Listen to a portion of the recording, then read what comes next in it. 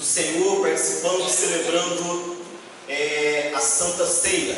Amém? As crianças estão ali hoje aprendendo sobre o verdadeiro sentido da Páscoa. Nós, mais uma vez, vamos falar a respeito, nós aqui adultos, a respeito do verdadeiro sentido da Páscoa. Mas o verdadeiro sentido da Páscoa não está somente na gente saber que a Páscoa não é um coelhinho ou um ovo de chocolate. Isso qualquer pessoa sabe. Não precisa da pessoa entrar numa igreja, ouvir uma palavra, para que ela saiba que a Páscoa não é chocolate e não é coelhinho. Qualquer pessoa sabe disso. Mas entender o verdadeiro sentido da Páscoa é entender o que isso implica para nós. Amém? Onde nós entramos na Páscoa? Qual é o sentido da Páscoa para nós, incluindo as nossas vidas? O que isso tem a ver comigo? Então, eu gostaria que você falasse para o seu irmão assim: você sabe o que a Páscoa tem a ver com você? Isso é muito importante, porque é algo poderoso, igreja. É algo poderoso. Hoje nós vamos estar falando um pouco a respeito da importância da Páscoa, e daqui a 15 dias, quando estivermos aqui celebrando a Santa Ceia novamente, nós vamos fazer um estudo também sobre a importância da Santa Ceia, porque nós estamos passando por essas datas sem saber em que isso nos afeta, o que isso implica para nós como cristãos. Amém? Então eu gostaria que você abrisse a sua Bíblia no livro do Êxodo, no capítulo 12. Êxodo, no capítulo 12.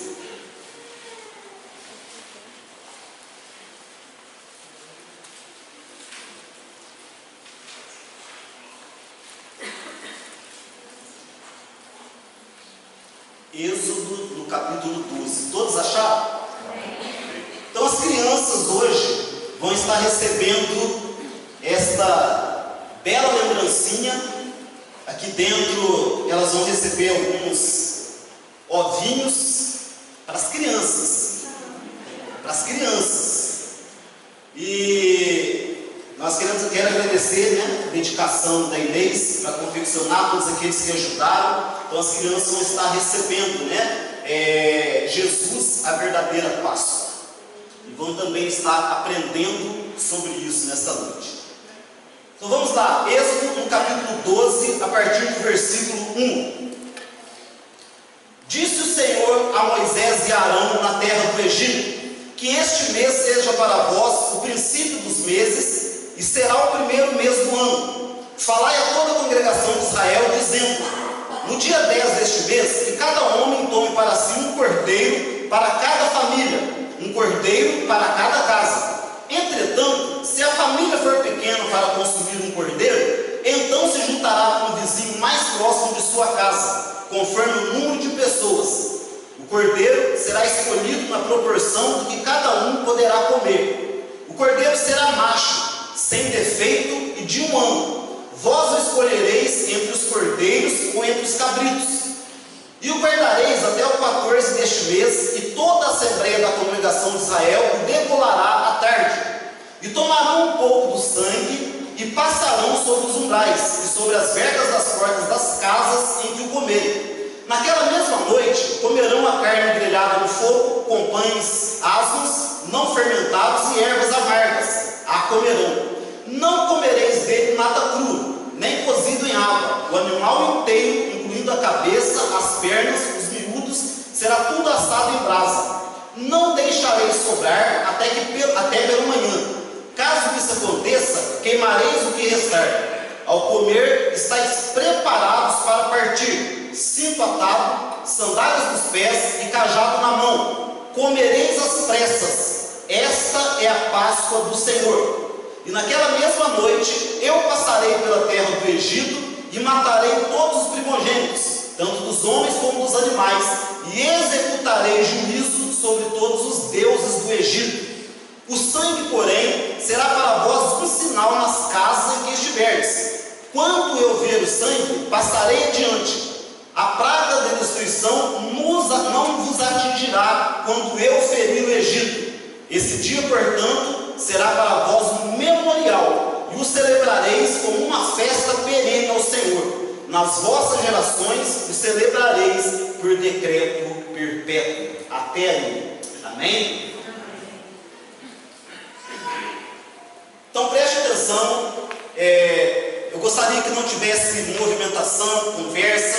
Eu gostaria que você estivesse atento naquilo que Deus tem para falar conosco hoje através da Páscoa. Talvez você, como cristão, ainda não parou para refletir a respeito disso. Então que você possa aproveitar agora esses minutos para ser ministrado. Amém? Você não vai apenas receber um estudo, você vai ser ministrado. Ok? Então preste atenção. Esse livro do Êxodo significa saída ou partida, e ele vai estar contando a saída do povo de Israel do cativeiro egípcio. O povo de Deus passou por dois grandes cativeiros, dois cativeiros principais, que foi esse primeiro cativeiro do egípcio e depois o cativeiro babilônico. E como o povo de Deus entrou para esse cativeiro do Egito? Vocês conhecem a história? Deus, aqui no início do Êxodo, ele chama Abraão e ele diz para Abraão que através dele, que através de Abraão, ele iria formar um povo numeroso e que esse povo seria o povo do próprio Deus. Ele diz que através de Abraão, ele abençoaria todas as famílias da terra, já prefigurando a igreja que é a família de Deus. Então, Abraão, ele tem os seus filhos, ele gera Isaac gera a Jacó, e Jacó, ele vai ter 12 filhos, que vão formar as 12 tribos de Israel. E entre esses 12 filhos está José. Vocês também conhecem a história. José, os seus irmãos, por inveja, eles vendem José para o Egito, e José então é separado da sua família e levado para o Egito. Então, a primeira pessoa do povo de Deus a entrar no Egito foi José. Amém? Então, José, ele está ali no Egito e há uma grande fome na terra. José, por ser um homem de Deus, ele é levantado ali como governador do Egito. A família de José, os familiares de José vão até o Egito atrás de comida. José ali é o governador, ele acolhe a sua família, cerca de 70 pessoas nessa época. A sua família então se estabelece no Egito. Entenderam como o povo de Deus entrou no Egito? Todos entenderam? Amém. Acontece que começa então a se expandir o povo de Deus ali no Egito.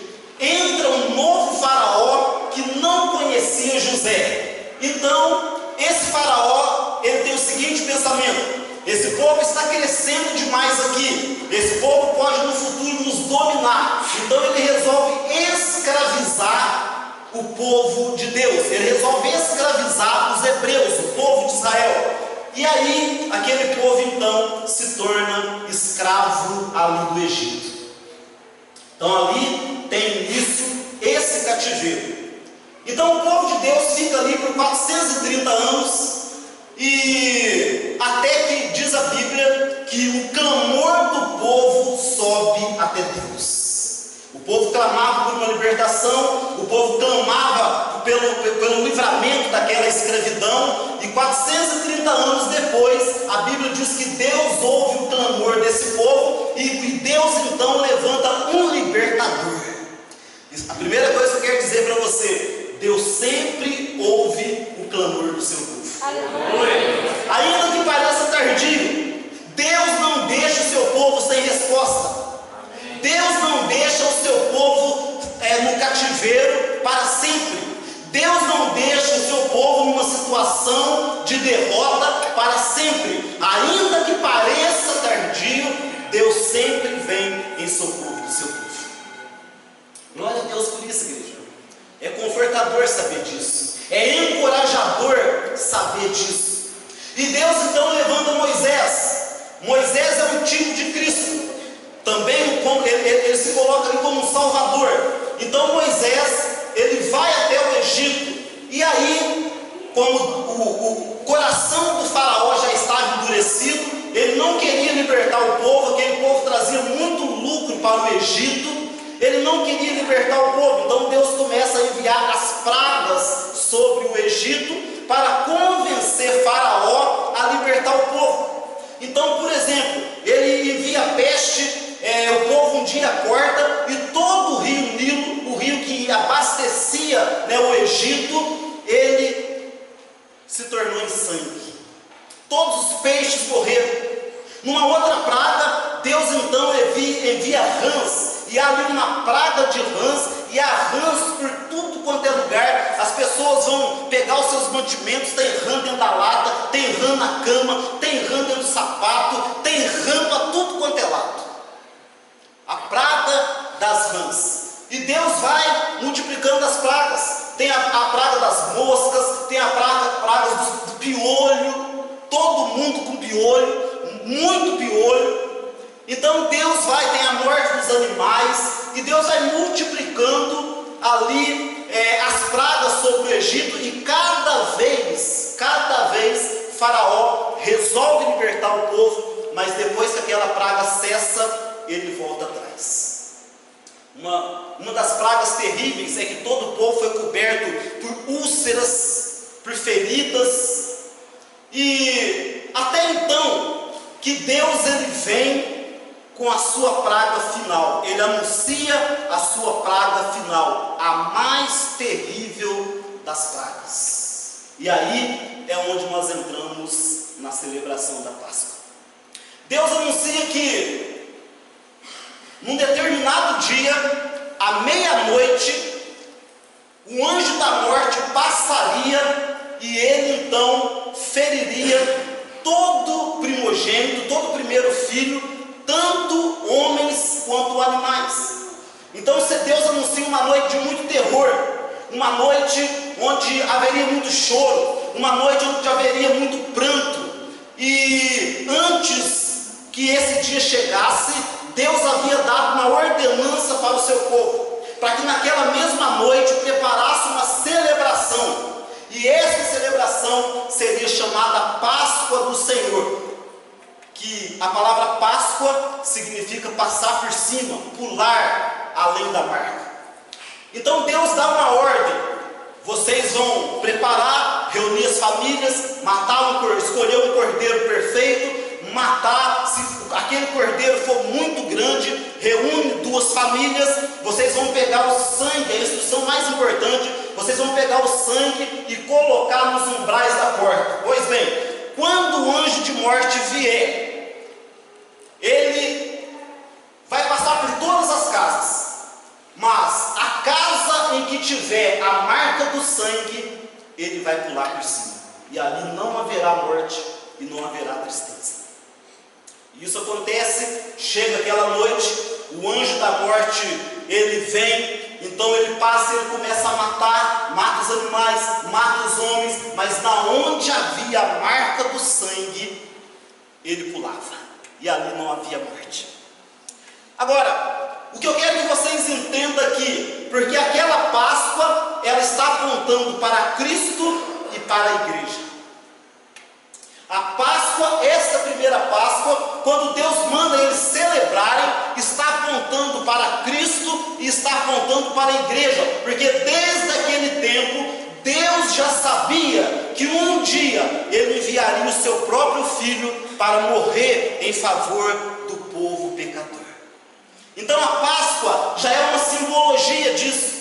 Deus já sabia que no futuro Ele estabeleceria a sua igreja. Então a Páscoa já é uma pré-figuração de tudo isso, e nós precisamos entender a importância, o poder, tanto da Páscoa quanto da Santa Ceia nas nossas vidas como cristãos. Amém? Em primeiro lugar, o versículo 2, você vai poder ler aí no versículo 2, que Deus ele diz assim: olha, esse será o primeiro dos meses, o mês Nissan, que no nosso calendário corresponde ao mês de abril. Então Deus fala para eles: olha, vocês vão celebrar a Páscoa, e quando vocês forem sair do Egito, este vai ser o primeiro mês do ano, o primeiro dia do ano vai ser quando vocês saírem do Egito. Já era Nissan, já era abril, mas Deus dá esta ordem: vai ser o primeiro mês do ano, o primeiro dia do ano. Sabe o que isso Deus está falando para esse povo? Vocês vão para um recomeço, vocês vão começar a vida de vocês novamente. Vocês agora vão sair daí, a vida de vocês não vai ser mais de escravo, vai ter um recomeço na vida de vocês. O tempo de vocês vai começar a contar a partir daquele dia. O que a Bíblia diz, 2 Coríntios 5,17?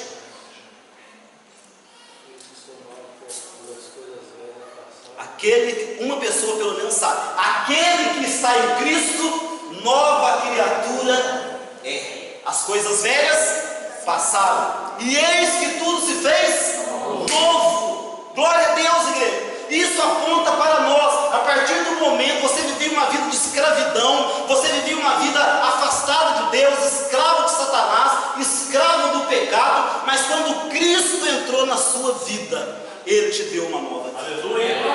Aleluia! Então Páscoa, quando as pessoas dizem que Páscoa simboliza nova vida, eles têm razão. Um recomeço, uma nova vida começou. Você não é mais escravo, você não está mais preso lá no mundo. Você agora teve uma oportunidade de recomeçar a sua vida. Você não é mais aquela criatura que você era antes, você é uma nova criatura. Assim, essa é a primeira prefiguração. Quando nós vamos no versículo 3 e no versículo 4, nós vamos ler que Deus manda com que eles preparassem um cordeiro. Interessante aqui é que Deus não falou para uma pessoa preparar um cordeiro sozinho. Interessante aqui que Deus também, Ele poderia ter falado assim: olha, aquela noite vocês fiquem espertos, fique ali, como Deus falou para eles no versículo 11, mas Deus poderia ter falado assim: olha, vocês ficam preparados, porque na hora não pense em comida, não pense em nada. Na hora que o anjo passar e ele vier a ordem para vocês serem libertos, vocês vão partir. Mas Deus não. Deus manda eles preparar um jantar, Deus manda eles preparar uma festa, Deus manda eles preparar em família uma celebração. E Ele ainda diz: mas se aquele cordeiro for muito para uma família, convide outra família, e comam junto, e celebrem juntos. Olha o que Deus está fazendo. Deus está falando aqui, já prefigurando a comunhão da igreja. Quando Deus fala família deve comer junto, não um indivíduo, não uma pessoa sozinha, mas a família deve estar reunido. Deus estava prefigurando a igreja, a família de Deus, que é a igreja, que deve viver em comunhão. Você entende isso? Que Deus não chamou aquele povo para que eles celebrassem cada um por si. A igreja não é cada um por si. A igreja é a família reunida, vivendo em comunhão, comendo junto. Olha o cuidado aqui de Deus. Deus não precisaria preocupar com isso. Um dia que seria de tanto terror, um dia que eles teriam que estar tão preparados para partir, Deus manda eles preparar uma festa, um jantar, e reunir em família, e chamar outra família, o que significa também, não apenas a comunhão da igreja, mas a comunhão de uma igreja com a outra igreja. Não é para as igrejas viverem em disputa, não é para as igrejas viverem em guerra, nós somos mais daqui a outra, não. Aqui já prefigura a unidade da igreja, de uma família com a outra família, com uma outra igreja. Amém? Amém. A comunhão. Deus é um Deus que ama a comunhão. Deus é um Deus que ama tanto a comunhão, ao ponto de lá em Atos, no capítulo 2, no 42, ele dá a mesma importância da comunhão com a palavra. A mesma importância da comunhão com a palavra. Então diga assim para o seu irmão: nós fomos resgatados para viver em comunhão.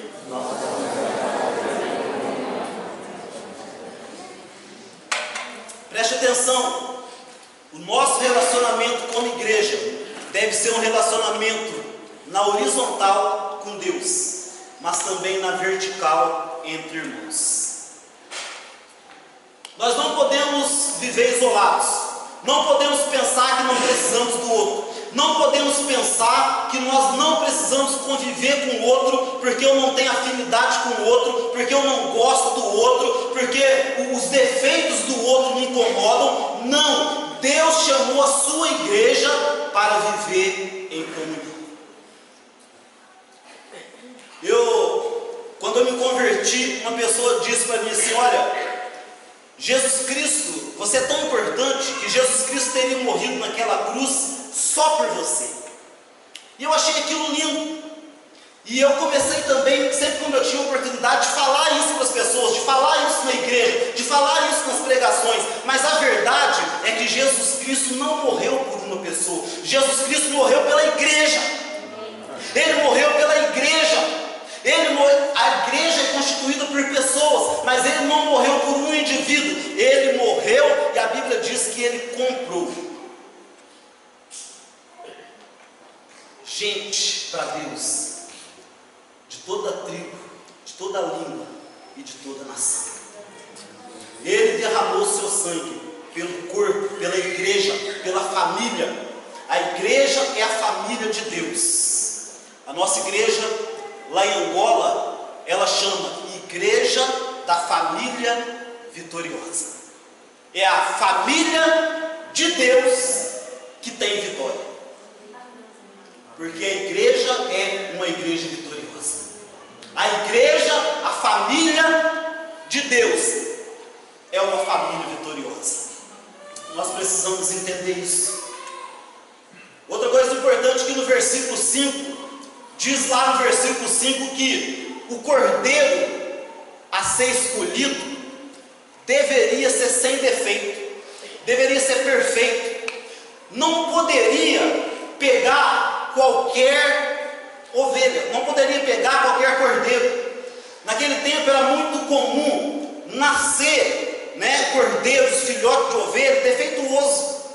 Também era muito comum estar no curral cordeiros enfermos. Então Deus está dizendo, não é para pegar o melhor, é para pegar aquele que não tem nenhum defeito, é para pegar aquele que é perfeito. E isso aponta para Cristo, o Cordeiro de Deus, que é perfeito. Amém. João Batista, quando ele vem e ele está pregando no deserto, e quando ele vê Jesus Cristo, ele aponta para Jesus e diz: eis o Cordeiro de Deus, que tira o pecado do mundo. Então aqui, esse Cordeiro perfeito já apontava para Jesus, o Cordeiro de Deus, que tira o pecado do mundo. Ele veio e em tudo ele foi tentado, porém sem pecado. Para que pudesse morrer no nosso lugar, teria que ser alguém perfeito. E a única pessoa perfeita que já pisou nessa terra chama-se Jesus Cristo. Glória a Deus. Ele é o santo perfeito. E a Bíblia diz lá em Hebreus 4, no versículo 15, que nós não temos um sumo sacerdote que não possa se compadecer de nós, porque ele, assim como nós, em tudo foi tentado, porém sem pecado. Isso não é maravilhoso? Você saber que você tem alguém que intercede por você, alguém que ora por você, alguém que se coloca na brecha em favor de você? Jesus Cristo, o Cordeiro de Deus. Aquele cordeiro ali, na Páscoa, ele simbolizava, ele apontava para Cristo, aquele que derramaria o seu sangue por nós, aquele que verteria todo o seu sangue em favor do pecador, em favor da igreja. Louvado seja o nome do Senhor. Você está entendendo o que a Páscoa tem a ver com você? O que a Páscoa implica na tua vida? O texto que eu citei Apocalipse 5, do versículo 9. E cantavam um novo cântico, dizendo... Irmãos, esse versículo é tremendo. João, ele está arrebatado, ele está tendo uma visão nos céus. E diz a Bíblia, lá em Apocalipse, nesse mesmo capítulo 5, que João, o ancião, está sentado no seu trono, e ele pega o livro da vida nas suas mãos. E aí João olha, e ansioso para que aquele livro fosse aberto, mas não é achado ninguém que pudesse abrir, que fosse digno para abrir aquele livro que estava ali na mão daquele que estava sentado no trono. E João então ele começa a chorar, porque ele não saberia o conteúdo daquele livro. Mas aí um dos 24 anciãos chega em João e fala: olha, não chore, porque tem um que é digno de abrir o livro. Tem um que esse sim é digno de poder desatar esse livro. E aí que nós chegamos nesse versículo 5 de Apocalipse 5, 9, que diz assim: e cantavam um novo cântico, dizendo: digno és de tomar o livro e de abrir o seu selo, porque foste morto, e com o teu sangue compraste para Deus gente de toda a tribo, de toda a língua, de todo o povo e de toda a nação. Louvado seja o nome do Senhor. Gente da África, gente do Brasil, gente de Minas Gerais, gente de Ariado, você foi comprado com o precioso sangue de Jesus Cristo. Você foi comprado. Ele foi digno. Você sabe o que é tremendo? Quando Jesus entra, o Cordeiro entra para abrir o livro, diz que os 24 anciãos, eles começam a entoar cânticos àquele que estava sentado ao trono e ao Cordeiro. E numa mão estava uma harpa, com qual eles louvavam aquele que estava sentado no trono e o Cordeiro. E na outra mão eles estavam com uma taça de ouro. Uma taça de ouro. Sabe o que estava dentro dessa taça de ouro? O incenso que representava a oração dos santos. Aleluia. A tua oração estava ali numa das mãos daqueles anciãos, uma taça contendo as nossas orações. Por isso que nenhuma oração é em vão. Olha o cuidado de Deus, igreja. Isso empolga você? Isso, olha, sinceramente, isso faz teu coração saltar? Isso não te alegra? Isso não te alegra? Isso não levanta você? Meu Deus do céu, igreja. Meu Deus do céu. A minha vontade é de começar a pular aqui, de correr por esse corredor e começar a gritar: aleluia, glória a Deus, bendito seja o Cordeiro de Deus, aquele que tira o pecado do mundo, aquele que foi entregue. Você sabe por quê? Porque nós estávamos condenados ao fogo do inferno. Você não tem noção disso, porque senão você teria esse desejo, essa vontade de pular, de saltar e de gritar e dizer: bendito seja o Cordeiro de Deus, que me livrou do fogo do inferno para todo sempre.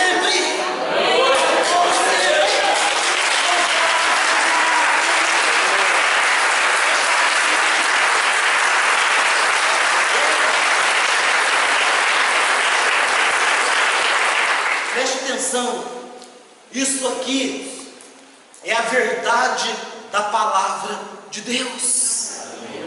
É a verdade da palavra de Deus.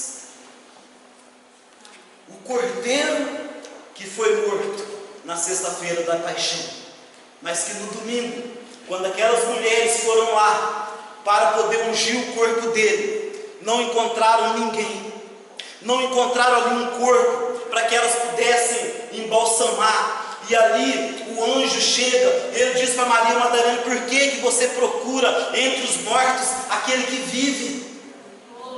Porque ele morreu e para dar vida, não há vida fora dele. Por isso que talvez você fica cabisbaixo. Talvez por isso que enquanto você ouve essas palavras, você fica assim, você fica desanimado, parece que não tem nada a ver com você. Sabe por quê? Talvez você ainda não recebeu esta vida que há nele, que só há nele. Eles cantavam um novo cântico, e ali estava a oração, o incenso na taça de ouro, diante do Cordeiro, diante do Cordeiro. As orações estavam ali. Talvez, olha quanta gente foi comprada com o sangue do Cordeiro. Sabe por quê? Olha aqui a taça, olha aqui a oração daquela mãe que estava de joelho. Olha aqui, sabe por quê que foi? Aqui, ó, a oração. Está lá, olha, aquela pessoa ali foi salva, o nome daquela pessoa está aqui no livro da vida escrito. Sabe por quê? Olha aqui o incenso, olha aqui a oração da mãe daquela pessoa, do amigo daquela pessoa, daquele que trabalhava com aquela pessoa. Olha a oração aqui, está na taça, está aqui na taça a oração. Olha, está vendo lá aquela igreja numerosa lá, que está lá na África ganhando tantos jovens. Olha aqui, olha os intercessores da igreja bíblica de Ariado, orando pelos pastores que foram enviados para a missão, lá na oração da terça-feira, que era antigamente. Olha lá, olha a oração deles aqui na taça. Aleluia. Olha a oração deles na taça. Está registrado lá. Domingo, sexta-feira, nós estávamos um grupo numeroso lá no monte, numeroso, e nós estávamos ali intercedendo, orando. Aquelas orações estão na taça, estão sendo colocadas na taça. Nós oramos por essa cidade, por salvação dessa cidade. Nós oramos e intercedemos por você, intercedemos para aquele que está fraco, não está conseguindo orar, intercedemos para que na próxima oração no monte, Deus te dê força para você poder ir, que na próxima oração você também esteja lá, que Deus fortaleça, que Deus renove a tua vida. Intercedemos por vocês todos lá, por todos aqueles que estavam passando por um problema. Intercedemos por vocês lá na quarta-feira, quando teve oração aqui. Está recolhido, está na taça a oração, está na taça. Quando eu digo um povo numeroso que estava no monte, tinha 8 pessoas, mas é numeroso porque a Bíblia diz que a oração em concordância precisa de pelo menos 2 pessoas. Se 2 concordarem a respeito de qualquer coisa na terra, será ligado no outro. Então não precisa de muita gente. Então 8 é muita gente. E a oração está sendo colocada lá. E nós oramos por você que pensa que não precisa orar. Nós oramos por você que pensa que vai ser salvo sem orar. Nós oramos por você que pensa que vai resolver seus problemas no peito e na raça e na inteligência sem orar. Nós oramos por você que pensa que pode subir aqui nesse altar sem orar. Nós oramos por você que pensa que pode exercer um ministério pela sua própria força e não precisa orar. Nós oramos por você. E essas orações foram para a taça. Aleluia. Mas sabe, você que não foi também, mas que dobrou o seu joelho lá na tua casa, foi colocado na taça. Aleluia. No versículo 7, ele de Êxodo, está dizendo assim: e tomarão um pouco de sangue e passarão sobre os 2 umbrais e sobre as vergas das portas das casas em que o comerem. Preste atenção nisso aqui. Entenda uma coisa: a salvação, o livramento depende da obediência. A salvação, o livramento depende da obediência, que vem da confiança. Você só obedece se você confia. Então preste atenção: ninguém vai ser salvo por ter a carteirinha da igreja. Ninguém vai ser salvo porque senta nas cadeiras aos domingos. A salvação depende da obediência. Deus ordena para eles como seria aquela noite, cada detalhe que eles deveriam fazer. E ele diz: olha, o sangue deve ser aspergido nos umbrais. Imagina se algum hebreu resolvesse assim: não, eu vou apenas escrever na porta: aqui mora um hebreu, e na hora que o anjo da morte vier, vai pular a minha casa. Será que isso iria acontecer? Não. Sabe, irmãos, isso aponta para a salvação do cristão. Nós só seremos salvos através da obediência, que nasce de quê? Da confiança em Deus. Obediência. Pessoas dentro das igrejas estão resolvendo servir a Deus do seu jeito. Não, está sendo pregado isso, mas eu quero viver assim. Eu quero ser salvo, mas eu quero viver dessa maneira. Não, eu quero que seja assim. Não, eu quero ser salvo, mas do meu jeito, da minha maneira, do meu modo. Não adianta vir pregar, não adianta vir falar na minha cabeça, não adianta vir chamar minha atenção. Eu resolvo minha vida. Não vai ser salvo. Não se engane. Não engane a si mesmo. A salvação depende da obediência. A salvação depende de você fazer conforme Ele ordena que você faça, e não como você decide viver a sua vida.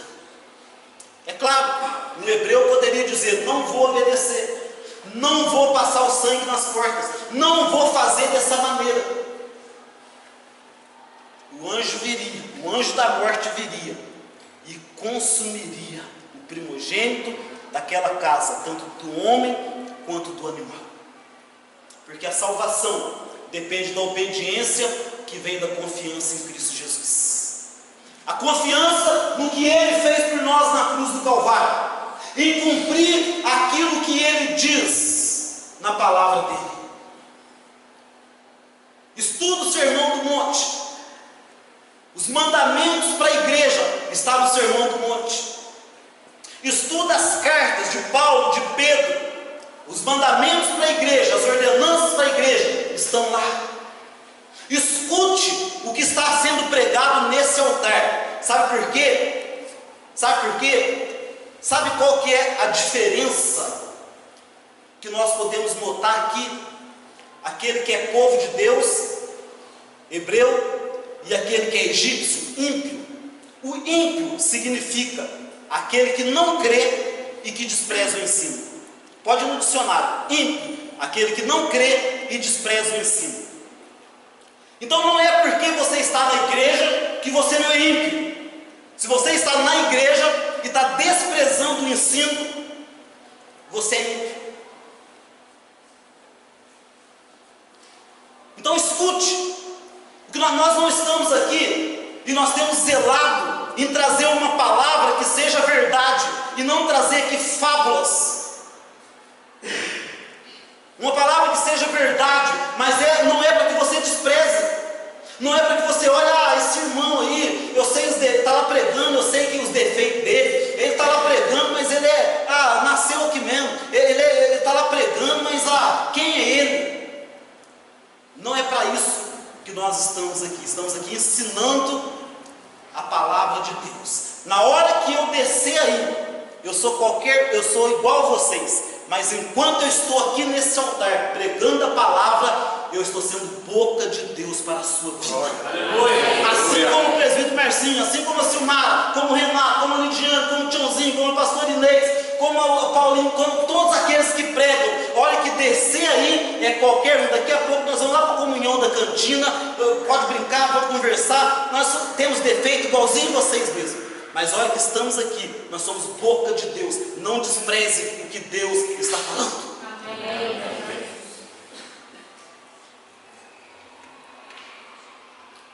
Então, a salvação depende da obediência. Agora, no versículo 8, você vai ver aí, preste atenção aqui, não precisa ler aí, que nós já lemos. Primeiro, eles deveriam comer a carne. O que isso aponta? Eles deveriam comer a carne daquele cordeiro perfeito. Isso aponta para Cristo, como aquele que nos alimenta e nos sustenta. Amém. Ele é o pão que sacia a nossa fome. Amém. É Cristo. João 6,51, Jesus diz assim: eu sou o pão vivo que desceu do céu. Se alguém comer desse pão, viverá eternamente. E o pão que eu deverei dar pela vida do mundo é a minha carne. Entendeu isso? Prefigura lá o cordeiro, eles deveriam comer a carne. Jesus está falando: eu sou o pão vivo, aquele que se alimenta de mim tem vida eterna. E o alimento para o meu povo, que vai trazer essa vida eterna, é a minha própria carne. É a carne dele que está ali simbolizada pelo pão que nós vamos comer. Então nós precisamos alimentar dele. O que é alimentar dele? É a palavra, porque ele é a palavra, ele é o verbo vivo que se fez o quê? Carne. Ele está falando que nós devemos alimentar do quê? Da carne. Então nós devemos alimentar da palavra e da busca a ele em oração. Isso é você se alimentar dele. Então todo aquele que se alimenta de mim terá a vida eterna. Aleluia. Você tem se alimentado dele? Essa é a grande questão, igreja. Eles deveriam também comer o pão sem fermento. O fermento na Bíblia, e principalmente naquela época no Egito, significava um tipo de contaminação. Então, quando Deus manda que eles deveriam comer o pão sem fermento, é que simboliza que, olha, vocês não têm no meio de vocês mais nenhuma contaminação. O pão sem fermento era sinal de pureza. Então o que Deus está dizendo, toda a contaminação do Egito, todos os costumes do Egito, todos os deuses do Egito, com o qual vocês se contaminaram, não pode mais fazer parte da sua vida a partir de agora. Onde era mesmo o nosso Egito? O mundo, mas não o mundo espaço geográfico, no sistema ao qual a gente pertencia. Antes de você conhecer a Cristo, aqueles costumes que você tinha, os deuses que te adoravam, as coisas que você tinha o costume de fazer, que te contaminavam, que te afastavam de Deus, agora Deus está dizendo: você saiu do Egito, não coma mais, não se alimente mais daquelas coisas, não se contamine mais com essas coisas. Amém? E ele também manda com que eles comam, olha só, a carne com pão sem fermento e ervas amargas. E essa erva aqui tinha um tipo de erva que ela era tão amarga, que o amargor, ele demorava dias, mas dias, quando uma pessoa comia, mastigava aquilo na verdade não era para mastigar, mas quando se mastigava, aquele gosto amargo ficava dias na boca, na língua da pessoa. Então ele está dizendo: olha, vocês vão comer e vocês vão se lembrar no meio do caminho, quando vocês estiverem indo para a terra prometida, esse gosto na boca de vocês, esse amargo dessa erva, é para lembrar vocês o quão amargo foi a vida de vocês no Egito. O quão amargoso foi o tempo de escravidão de vocês, o quão amargo era quando você era escravo de Satanás, quando você era escravo do pecado, quando você praticava aquelas obras, como era amargo a tua vida, como que você não tinha paz, como que você era uma pessoa que você vivia inutilmente, como foi amargo esse tempo teu ali no Egito. Como foi o tempo amargo, isso aponta para nós, a nossa antiga vida, ela foi uma vida amarga. Foi amarga. É só você ouvir os testemunhos. A vida no Egito, a vida nossa antes de Cristo, era uma vida amarga, era uma vida sem sentido, era uma vida que não havia razão de ser. E hoje, muitas pessoas talvez estão precisando de mastigar essa erva amarga para poder se lembrar, porque quantas pessoas estão dentro da igreja, mas com saudade daquele tempo de amargura, Quantas pessoas estão dentro da igreja, mas com saudade daquele tempo, né, que vivia pelos bares, que vivia escravo do vício do cigarro, que vivia na prostituição, que vivia no adultério, que vivia praticando tudo quanto é tipo de abominações contra Deus. Muitas pessoas estão às vezes dentro da igreja com saudade daquele amargo que era, daquele amargo. Irmãos, eu digo para vocês, quando eu me converti, foi passando o tempo, e eu passei momentos ainda com Deus dentro da igreja, momentos muito difíceis, e eu pensava em retornar, eu pensava em voltar para a antiga vida. Eu queria dizer, como muitos dizem hoje, não, eu fui para a igreja, não virou nada, minha vida não mudou. Eu queria dizer assim, mas eu não podia, porque quando eu lembrava daquele tempo que eu passei, eu falei, eu não posso voltar para lá. Eu não posso, eu estou passando dificuldade aqui, mas eu não posso voltar para aquilo, foi amargo demais. Eu lembrava da minha vida e aquilo era amargo demais. E as pessoas hoje, muitas pessoas estão com saudade daquilo. Quantos jovens talvez nasceram em família evangélica e aí eles talvez não passaram por toda aquela amargura, por tanta amargura, porque como os pais eram cristãos, às vezes conseguiram livrar de muita coisa, mas ficam curiosos pensando, será que lá não é melhor do que na igreja? Será que a vida lá, por podendo fazer o que eu quero, será que não é melhor do que servir a Deus? Eu digo para você, não é, é amargo, é uma vida amarga. A vida sem Cristo é uma vida amarga. Olha esse texto de Ezequiel, no capítulo 20, 43, o que diz? Presta bastante atenção, não precisa abrir para a gente, que a gente precisa terminar. Ezequiel 20, 43.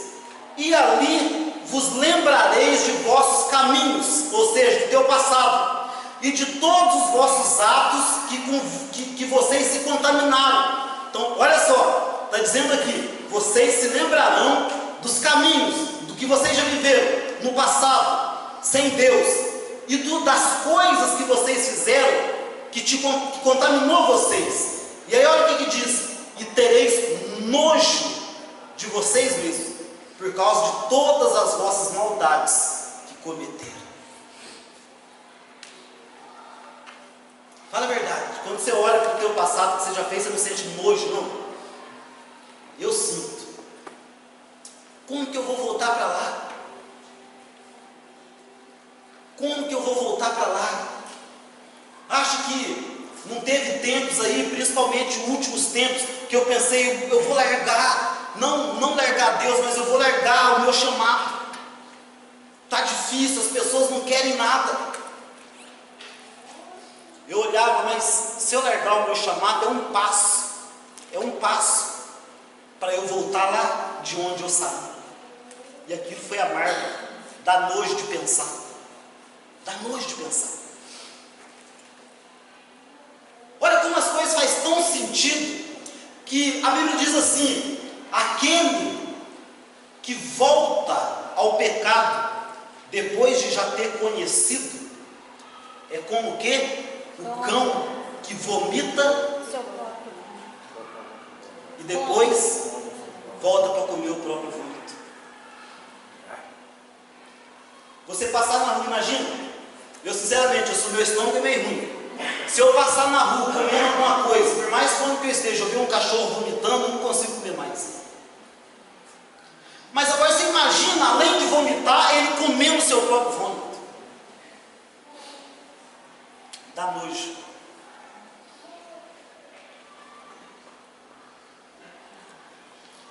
No versículo 11, ao comer, estai prontos para partir, cinto atado, sandália nos pés e cajado na mão, comereis às pressas, esta é a Páscoa do Senhor.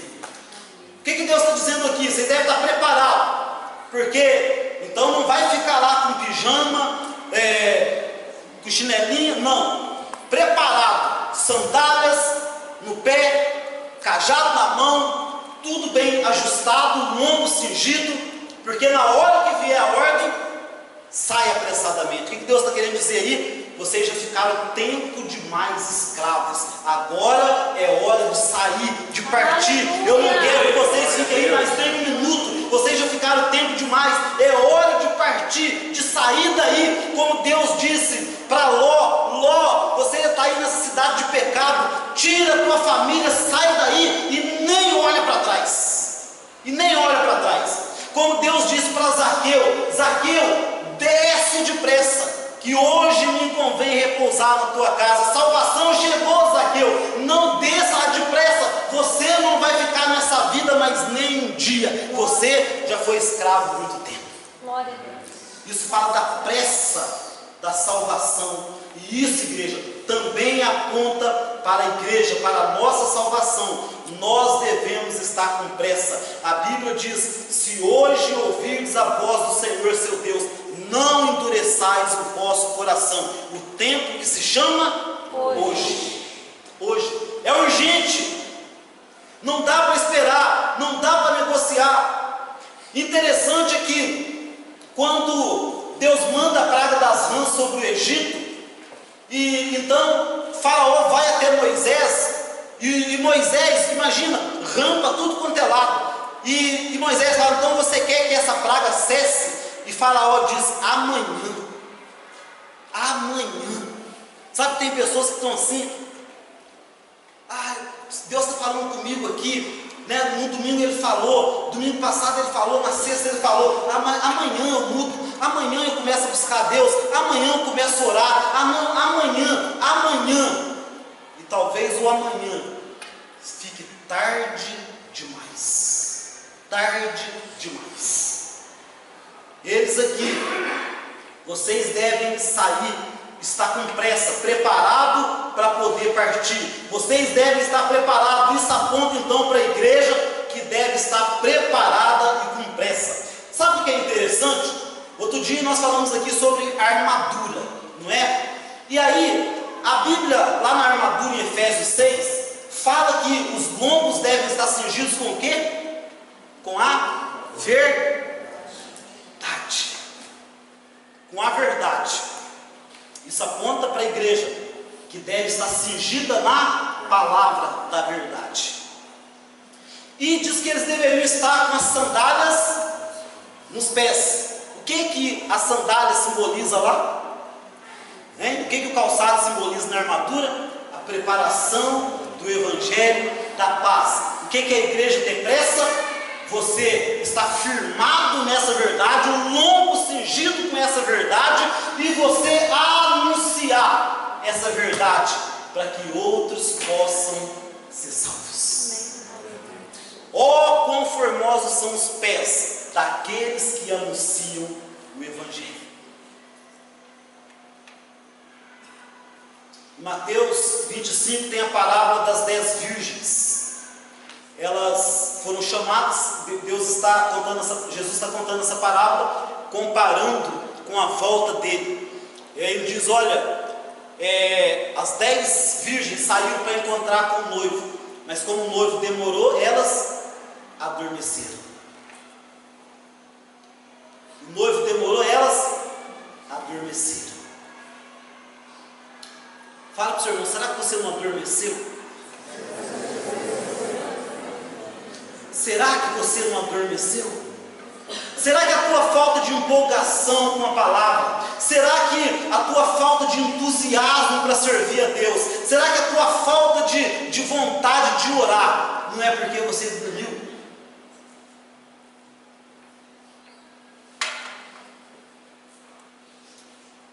Nós vamos terminar, só mais 2 versículos. No versículo 12 e 13, Deus diz assim: olha, vai vir o juízo, o anjo da morte vai passar, e toda casa que não estiver a marca do sangue nos umbrais da porta, todo primogênito, tanto de homem como de animal, morrerá. Que horas viria o juízo? À meia-noite. Meia-noite simboliza a última hora. Lembra que eu falei para vocês aqui, que às vezes nós nos enganamos com a era da graça, porque nós achamos que estamos mentindo enganando, vivendo do nosso próprio jeito, e está tudo dando certo. Não aconteceu nada. Diz que o salário do pecado é a morte, mas eu estou pecando, desde que eu entendo por gente, não morri ainda. Sabe por que a gente pensa assim? O engano da era da graça. Porque no Velho Testamento, o povo de Deus pecava, Deus punia, era entregue em cativeiro, Deus fazia algo quase que instantaneamente para trazer o povo de volta. A partir de Jesus Cristo não é mais assim. A partir de Jesus Cristo o juízo fica para a última hora, lá para o final. Quando se completar a salvação de todos aqueles que deveriam ser salvos, virá o juízo. O juízo virá na última hora. O acerto de contas ficou para o final. É claro, muitos dos nossos erros, nós sofremos consequências dos nossos erros, é óbvio, mas o acerto de conta com Deus, o juízo para a vida eterna, morte eterna, está reservado para o final. Aqui ele diz, à meia-noite virá o juízo, no final do dia, na última hora, virá o juízo. Olha esse texto de Apocalipse 6, no versículo 15 a 17, escute isso, igreja.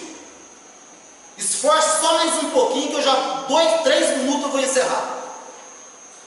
E aconteceu que os reis da terra, os príncipes, os generais, os ricos, os poderosos, todos, enfim, tanto escravos como livres, buscaram refugiar-se em cavernas e entre as rochas das montanhas.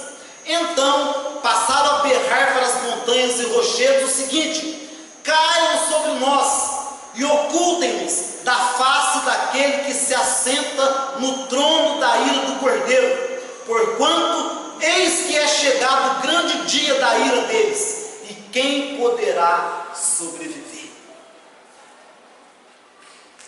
Falando do juízo.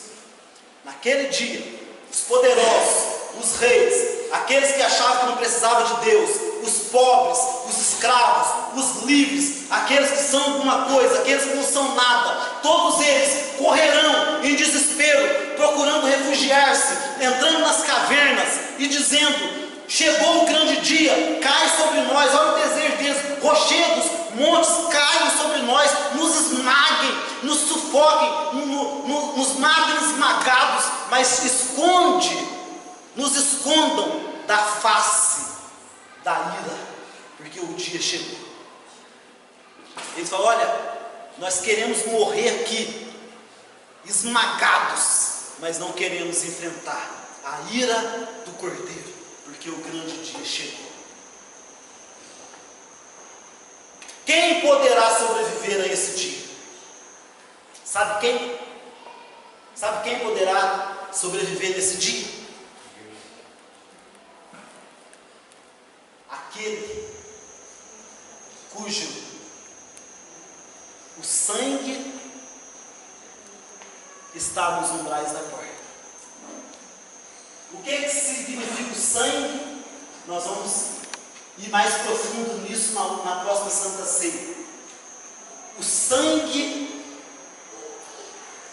do Cordeiro, quando foi derramado, foi para a purificação dos nossos pecados.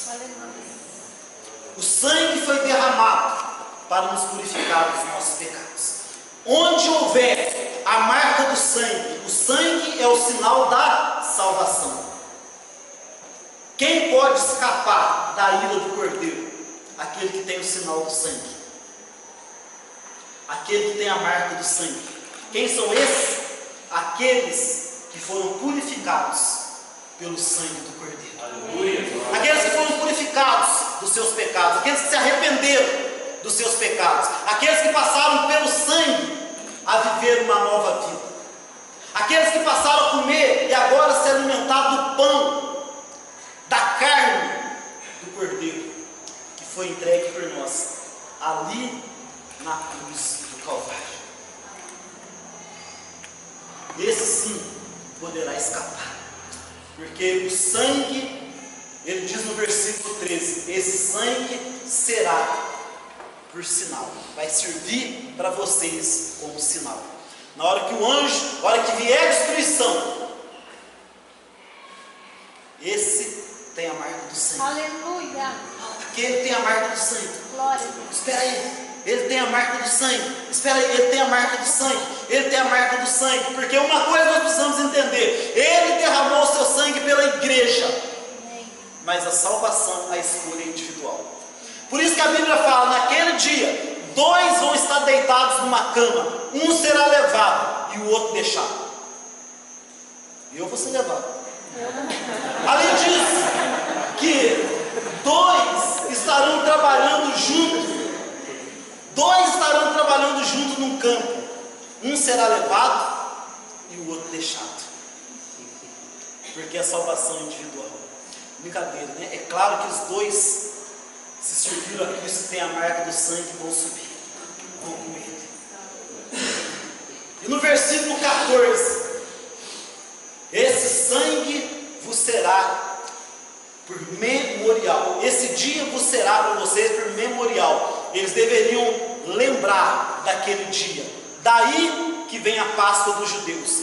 Durante 7 dias, os judeus começaram então a celebrar a festa da Páscoa. Até hoje, os judeus celebram a Páscoa. Então, há um tempo agora de comemoração entre os judeus, a festa da Páscoa. Dura, o mais intenso dessa festa são 7 dias, os 7 últimos dias da festa. E foi justamente nesse período que Jesus Cristo, ele celebrou a ceia com seus discípulos na quinta-feira à noite.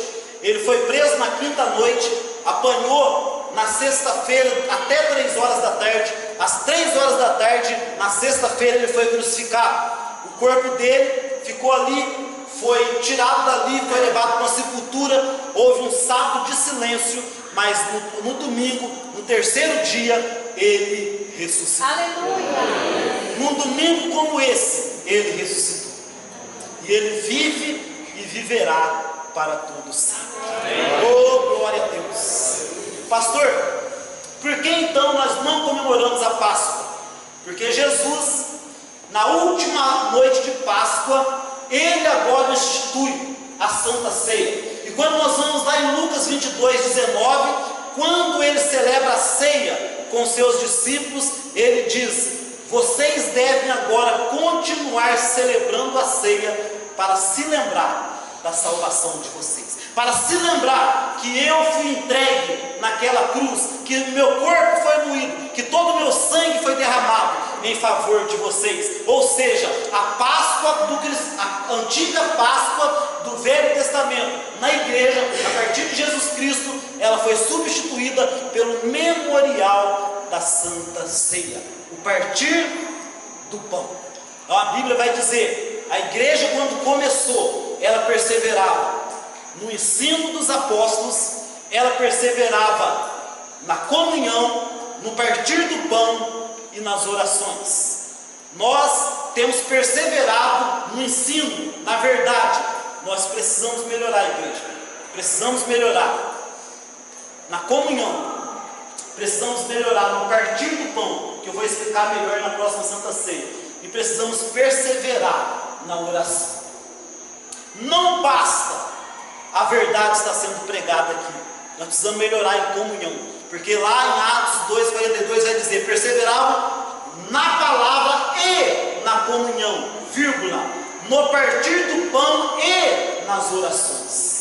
E aí diz que Deus acrescentava a cada dia à igreja aqueles que deveriam ser salvos. Louvado seja o nome do Senhor. Você pode ficar de pé e dar um aplauso para Ele e dizer: bendito seja aquele que veio.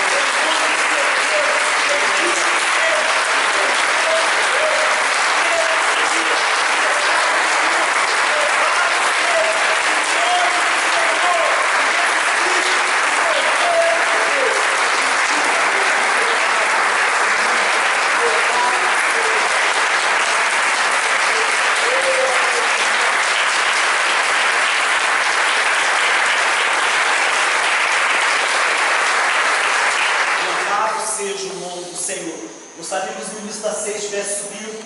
Nós vamos estar celebrando. Você pode se sentar por enquanto.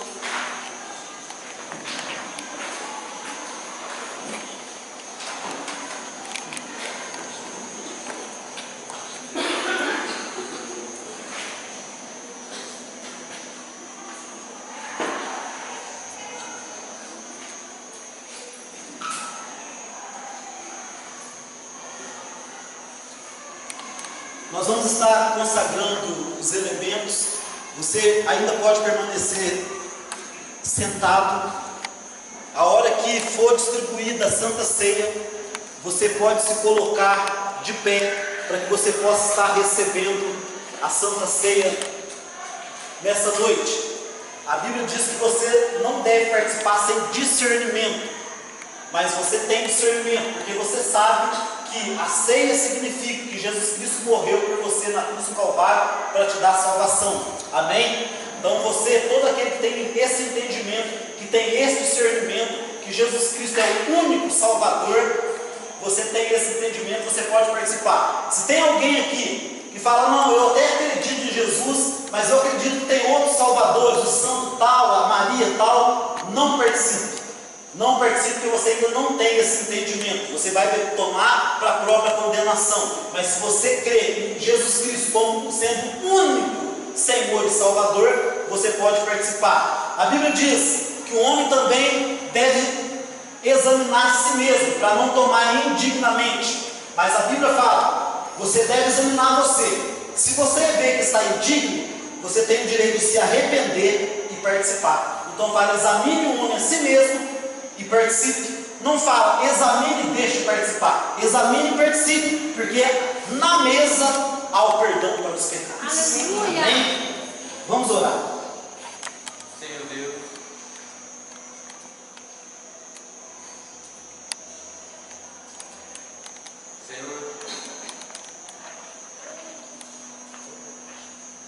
Senhor Deus, nós te louvamos, te agradecemos por mais esses momentos aqui na tua presença, Pai.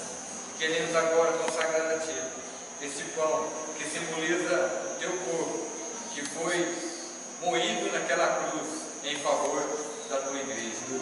Senhor, nós te agradecemos por isso, Pai. Nós te agradecemos porque esse é tudo que precisava. Aleluia. O Senhor nos livrou da condenação eterna através do Teu sacrifício naquela cruz. E nessa noite nós consagramos a Ti esse pão, no nome santo de Jesus. Amém. Enquanto nós vamos consagrar o vinho, a equipe de louvor esteja subindo, por favor.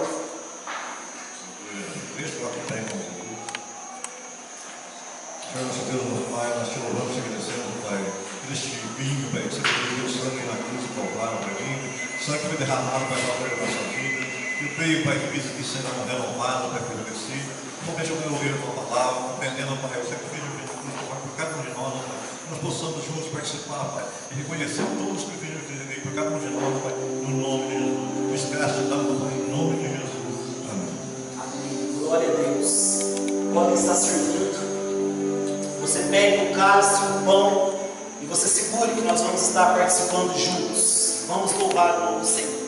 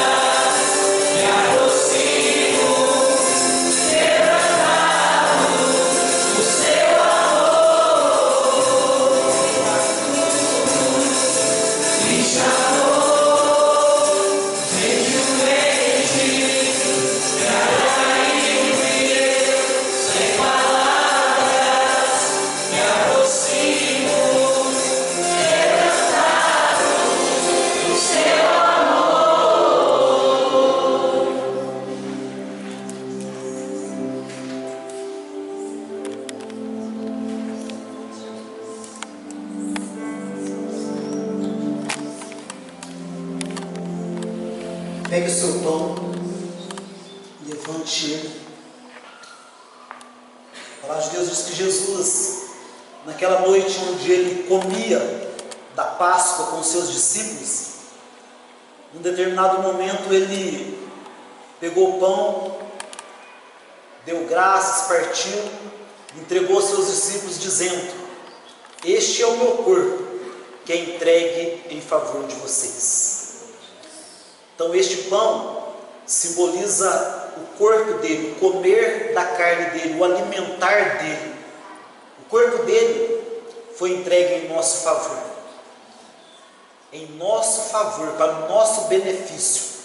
O sacrifício de um pelo benefício de muitos. Te damos graças, Senhor, por esse pão que simboliza o teu corpo. Te damos graças porque o Senhor se entregou por nós totalmente. Comamos juntos.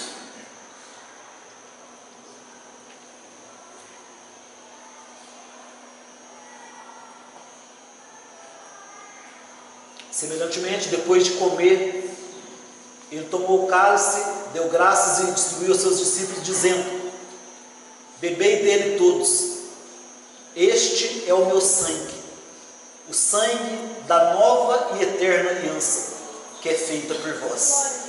Fazei isso em memória de mim. Então hoje, Senhor, nós estamos aqui memorizando, trazendo a nossa memória que o Senhor naquela cruz derramou todo o seu sangue por nós, que o Senhor ali naquela cruz perdoou os nossos pecados, nos trouxe libertação da escravidão. Nós fazemos um memorial ao Senhor e trazemos a nossa memória, e que isso possa estar diretamente influenciando nas nossas vidas nesta noite. Que possamos olhar para tão grande amor e desejar também amar ao Senhor, confiar em Ti e andar em obediência a Ti. Nós te damos graças em nome de Jesus. Tomamos juntos.